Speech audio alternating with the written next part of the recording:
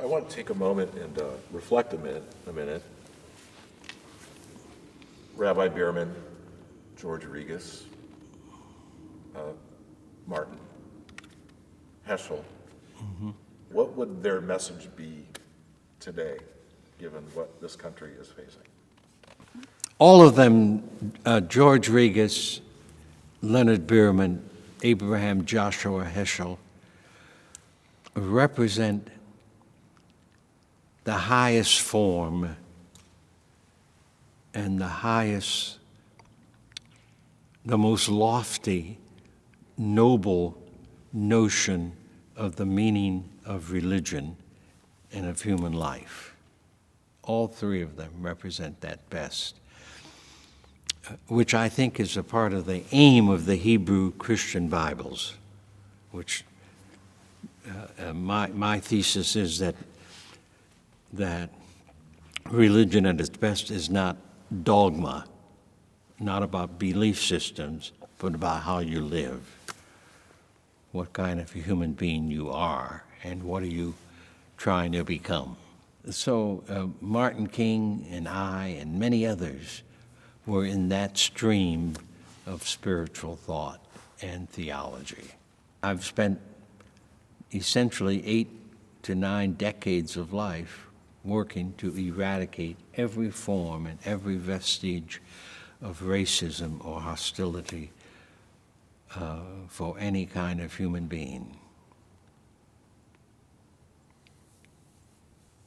And I think that's what Heschel and Regas and King and Leonard would say. They would be working on that issue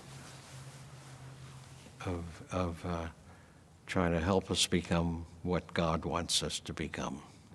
And in the moment where we are today, do you feel optimism? Do you feel cynicism? Do you feel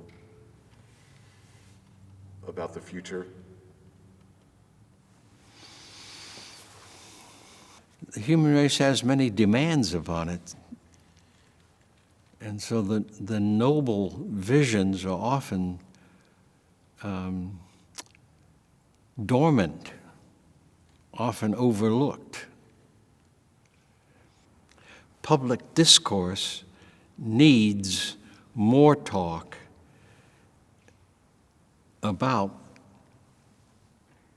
the role of compassion to bind people together in a society. They need to recognize, USA people need to recognize that the underside of love is justice and building a community where human freedom can be practiced and can be enjoyed. The voices in our society today who are saying, well, I'm not going to wear a mask because it interferes with my freedom. Well, that means they haven't yet become human enough to recognize that the mask wearing is one of the ways we act for the well-being of one another, and in all 50 states. The commandment that the Hebrew Bible and the books of Torah indicated, thou shalt not kill, is an advantage for the construction of family and neighborhood and village and community and tribe and nation.